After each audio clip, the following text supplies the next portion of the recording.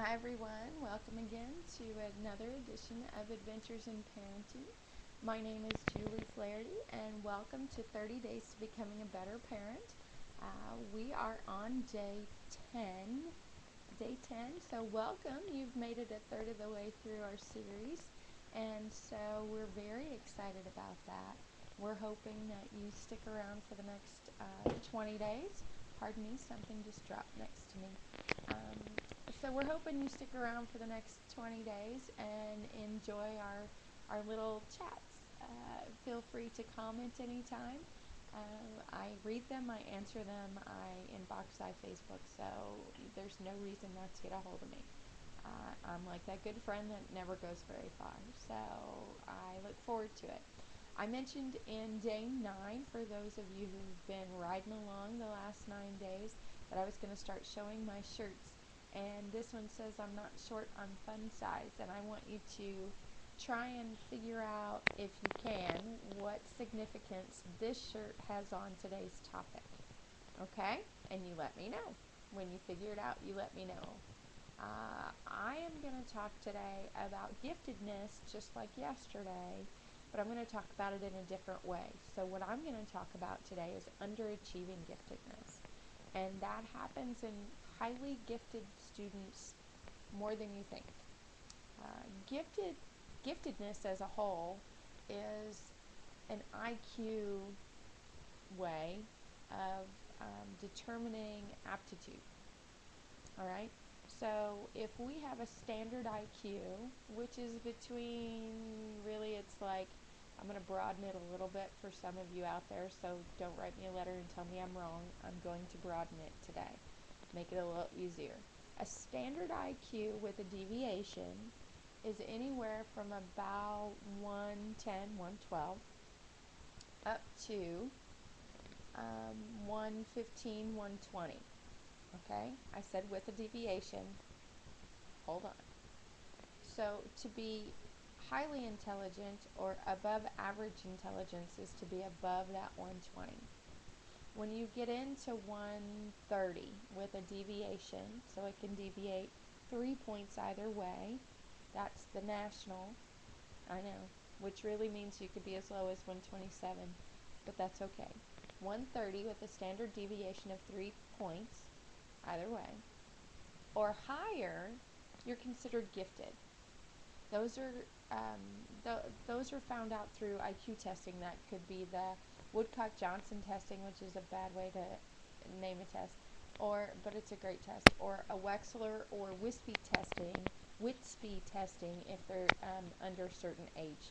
So you've got the Whitspy, you've got the Wechsler, and you've got Woodcock-Johnson. Really, those are biggies. Okay?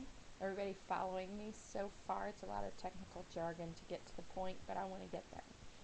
Once you get an intelligence level above 130, the characteristics I spoke about in day 9 start to magnify. Okay, so there are smart kids and there are highly intelligent children, and then when you get into the gifted kids, when you get an IQ of 150 or higher, those are the Mensa people, the people that are amazingly smart. Okay, we have several friends that are members of Mensa. One is highly social, and one is not social. I believe he has 3 facial expressions at last count. So it varies, and there can be high-functioning, highly intelligent people. Once again, not discriminating. I'm giving you the generality here because we need that.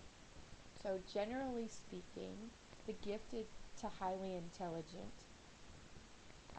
have some social inaptitude, and they have some issues that they run into, much like I spoke of in day 9. It goes back to that purpose. What's my purpose? That's huge and can stifle gifted people and cause them to do silly things like not do homework when it would take them 5 minutes to do it. Do the homework, but lose the homework. When they know they can pass your test, they don't care. They're hard to motivate. They're intrinsically difficult to motivate because they know the answers you want, so they would prefer to give you those than learn the real answers, or than to learn. Our 12-year-old son can do an entire math test without using a notepad or without writing an equation, but the answers are right. So what do you do with that? Well, you force him to write out the equations, correct? I know I do. Here's why. If you make a small mistake, nobody knows where you made it. You must show your work. And showing your work is not just to prove you know what you know. Showing your work also breaks it down for them as well, logically, so they can see the steps their brain is taking, and it slows them down enough to where they can explain it to someone else, rather than just say, I don't know, I just know it. If they can explain something to someone else, then they've made a personal connection, and that takes a relationship to a different level, even if it's just me explaining a math problem to you properly. So think about it differently, okay? They're also not motivated by awards. They're not motivated by discomfort. They're not motivated by praise. So what do you do with that? How do you handle that? How do you get a child who's not motivated by anything to be motivated to do anything? They don't care, right? Well, they do care. We just have to find out what they care about and how to get them to care more about that, or how to care about something else. And if you aren't sure how to connect that way, if you're not sure how to socially take cues that way, you're unable to take a cue that way, and you're unable to find out what's next, what happens next. Why is Jimmy mad at me? I don't understand. You just don't know. I was just talking about Legos and he walked away. Well, because he's done talking about Legos because you've talked about them for an hour. Right. Jimmy got bored and he wandered away. Okay. Well,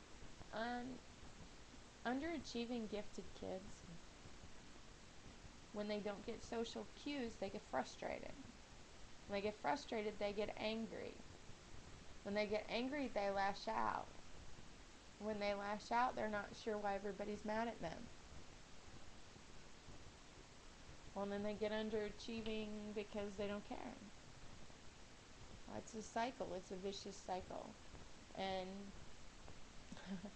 underachieving gifted kids don't care whether they have friends around because they're not used to having friends around. It's not a punishment. It's just not.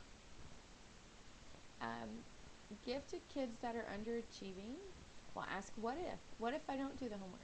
What if I just pass your test? What if I lose my book? Can I get another book? What if I have to sit alone at lunch all the time? I mean, I'm used to it, but what if I talked about this subject instead of that subject until you got bored with it? Would that make a difference? They'll what if you to death. Since they're abstract thinkers, well before they're able to deal with abstract thinking, they don't know what to do with it. So they think out loud, which is awkward, which then perpetuates the awkward because it's awkward. So when you have a child sitting at a lunch table who says, actually, men never lived with dinosaurs because dinosaurs were extinct well before the man was around, and in that, then we went to go to dig up dinosaur bones at the Children's Museum, and really, by then, all the kids have wandered away. They don't care. Rather than just saying, I went to the Children's Museum and dug up a fake dinosaur bone. Want to see it? Here's them up. They'll tell a long, drawn-out story.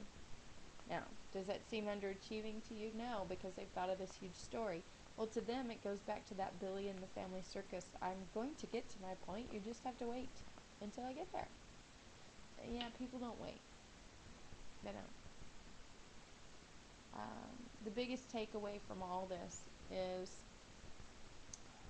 there's a way to take underachieving or what seems like unmotivated or laziness and to turn it into a great thing. And I know that sounds crazy, especially right now. If you have a child who's not motivated or has an issue being motivated or feels like every time you turn around, you want to choke them to death because they didn't turn in homework, or they didn't do the homework, or they forgot their book, and they don't care, and you don't know how to make them care, and you just want them to care about something besides their video game, or besides the computer, or their Yu-Gi-Oh, or Bakugan, or Lego Connects, whatever it is that they're hyper focused on at the moment. Um, we we do have ways to get them to understand it's important.